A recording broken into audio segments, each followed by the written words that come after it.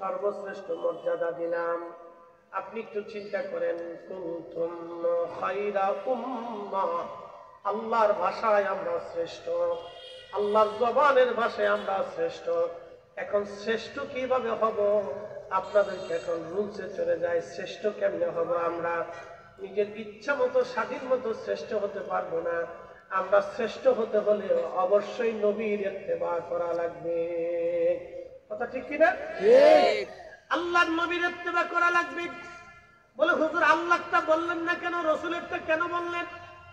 আল্লাহ নিজে বলে দিয়েছেন, মাইয়ুতির রাসূল ফাকাদ আতা আল্লাহ। তোমরা যদি নবীর ইত্তেবা করো, আমি আল্লাহর ইত্তেবা হয়ে যাবে। আমি আপনাদেরকে ব্যাখ্যা করে শোনাই। আল্লাহর কোনো দাড়ি নাই, নবীর দাড়ি আছে, এই জন্য দাড়ি রাখি। আল্লাহর কোনো পাগড়ি নাই, নবী পাগড়ি দিয়েছে, এই জন্য পাগড়ি দেই। আল্লাহর কোনো টুপি নাই, নবী টুপি দিয়েছেন, এই জন্য আমরা টুপি মাথায় দেই। আল্লাহ ডান হাতে খাবার খায় না, নবীজি খেয়েছেন, আমরা খাই। আল্লাহ মেসাক করে না, নবী করেছেন, এই জন্য আমরা মেসাক করি। আল্লাহ দস্তরখানা বিছাই না, এই জন্য নবী করেছেন, বিধায় আমরা করি। আল্লাহ নিজ হাতে গরিব মানুষকে খাদ্য খাওয়ায় না, আল্লাহ নিজ হাতে আল্লাহ গরিবদের খাদ্য খাওয়ায় না। আল্লাহ দেয়, আল্লাহ দেয়, আল্লাহ সবকিছুর মালিক, কিন্তু নবীজি নিজ হাতে গরিবদেরকে খাদ্য খাওয়াইছেন, এই জন্য আমরা নিজ হাতে গরিবদেরকে খাদ্য খাওয়াই।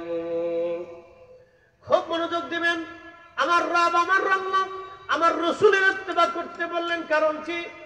নবীজি মেসাক করেছেন, আমরা করি। নবীজি ডান হাতে খাবার খেয়েছেন, আমরা খাই।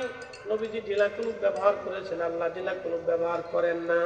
আল্লাহ নবী ঢিলা কুলুপ ব্যবহার করেছেন, বিদায় আমরা করি।